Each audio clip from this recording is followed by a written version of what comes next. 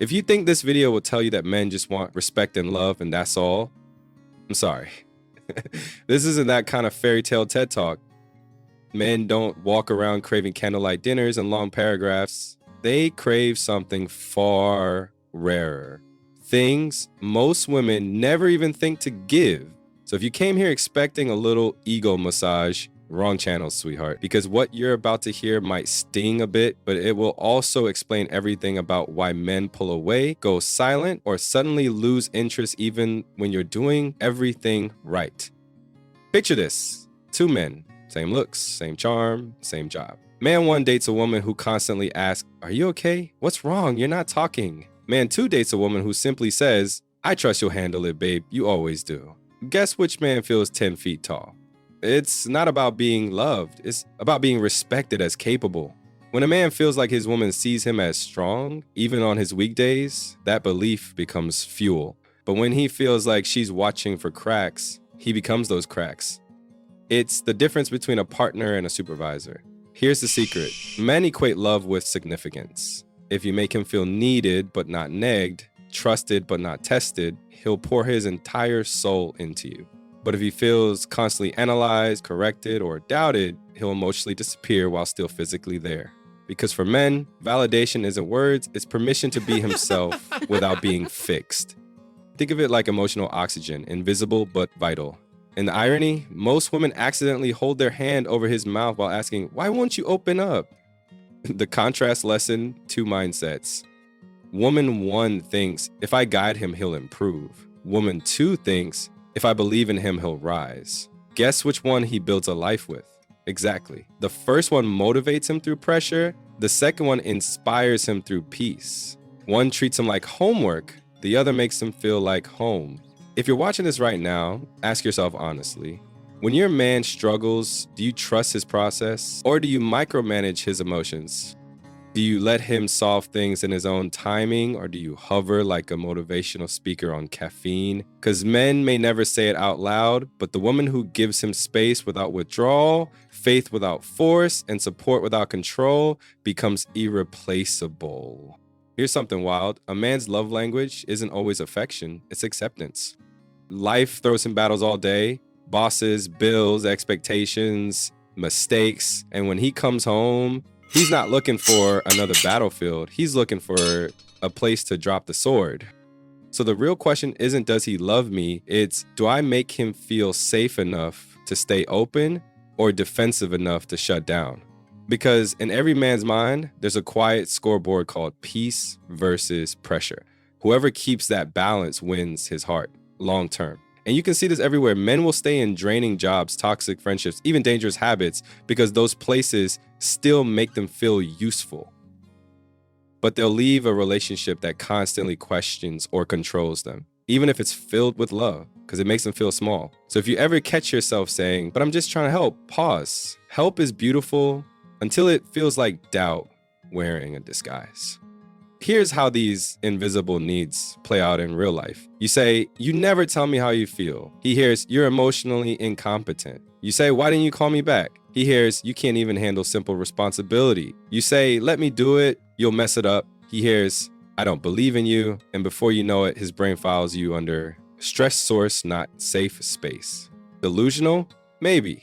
But men's egos run on emotional Wi-Fi, and disconnection happens faster than you think. Need to. Freedom without distance.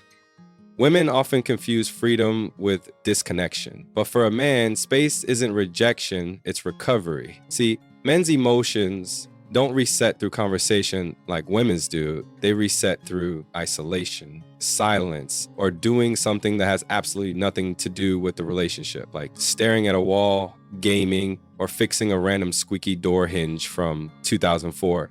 To you, it looks like he's ignoring you. To him, he's rebooting. If you chase him during that process, his brain doesn't read it as love. It reads it as, "I can't breathe." The men who come back stronger aren't the ones who never need space. They're the ones who get it without having to fight for it. Micro story 2. There's a guy who texts his girlfriend every hour, updates her about everything, and she feels secure. Then there's another guy who sometimes goes silent for a day, comes back grounded, confident, and present. Most women panic over the second guy, but ironically, He's the one most emotionally regulated because he's not using her to fix his feelings. He's using solitude to stay balanced so he can come back whole. Here's the truth. Men value autonomy not because they want distance from you, but because they want closeness with themselves. If a man can't retreat to his own mental cave once in a while, he loses touch with his sense of direction. And when that happens, even love feels heavy. So when you give him space without suspicion, you're not losing him. You're proving that your connection is strong enough to breathe. Contrast lesson 2. Woman 1, where were you? Why didn't you text? Woman 2, glad you had your time. Now come here. The first one feels like a parole officer. The second feels like home. Guess which one gets the man who keeps coming back voluntarily? Be honest. When your man goes quiet, do you spiral into theories or do you stay steady? Because that moment defines everything. Men crave the woman who doesn't make them prove their love every time they recharge. It's emotional trust, not control, that keeps him addicted. Freedom is the love language of the masculine, and a woman who understands that doesn't chase attention, she attracts devotion. Because nothing says, I value you louder than I trust you enough to let you breathe. Need 3, respected competence, not managed compliance. If love is the fuel, respect is the engine oil. Without it, everything grinds, smokes, and eventually explodes in a very why don't you ever listen argument at 11:47 p.m. Most women say they respect their man until the moment he does something his way. Then suddenly it's tutorials, suggestions, and a 45-minute TED Talk on the correct angle to load a dishwasher.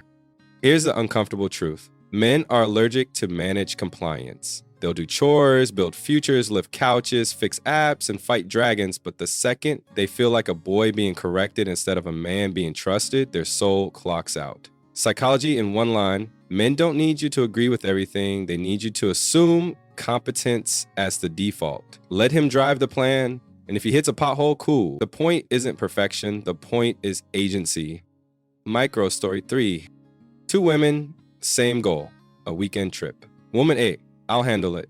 You'll forget something. He shows up, but his spirit doesn't. Woman B, you pick the place, I'll bring snacks. He books, he beams, he brags about it all week. Same outcome. Trip happens. Different energy. Man feels like cargo versus captain.